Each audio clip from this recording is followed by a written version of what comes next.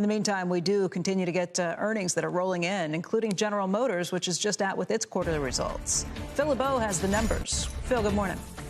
Good morning, Becky. And this is a split. You may see a reaction here of the stock on the bottom line for General Motors in the second quarter, which is a miss. They earned $1.97 a share. The street was expecting $2.23 a share. Unclear if the analysts were factoring in $1.3 billion in warranty costs, including $800 million for the Chevy Bolt EV, the battery pack that needs to be replaced there. You've got the revenue coming in better than expected at $34.2 billion. The street was expecting just revenue of just under $31 billion, so well above expectations, and that's the strong pricing that we saw in the second quarter in terms of vehicle sales. Margin, 12%.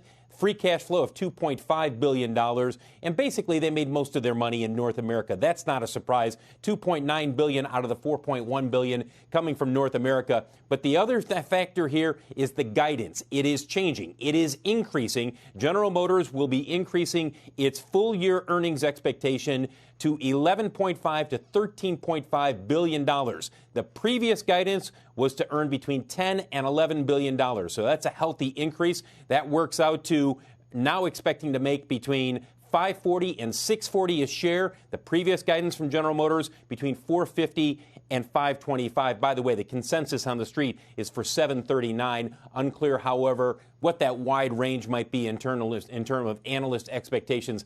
We'll be talking with GM Chair and CEO Mary Barra first on CNBC. We'll talk with her at 8:30, not only about the results for the second quarter, but more importantly, the outlook, the raise in the guidance for full-year earnings and how they're doing on the development and rollout of electric vehicles. Guys, back to you.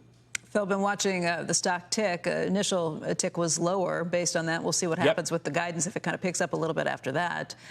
Looking forward to this interview with Mary Barra. Also, quick question, though. I know you were listening in when we were just talking to Darius Adamczyk from Honeywell and the flying cars. And my question was, is this going to get rolled out the same way as all these self-driving cars where they just kind of do it and the regulators have to catch up? That's not the case here, right?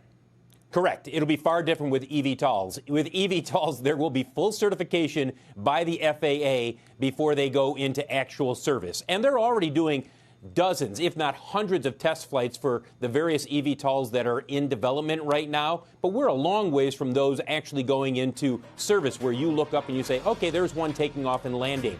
Big difference with self-driving cars where a lot of this technology, boom, they're putting it out there and testing it on the roads before, nobody has to sign off on it. Right. They do their own testing. So that's a big difference between the two.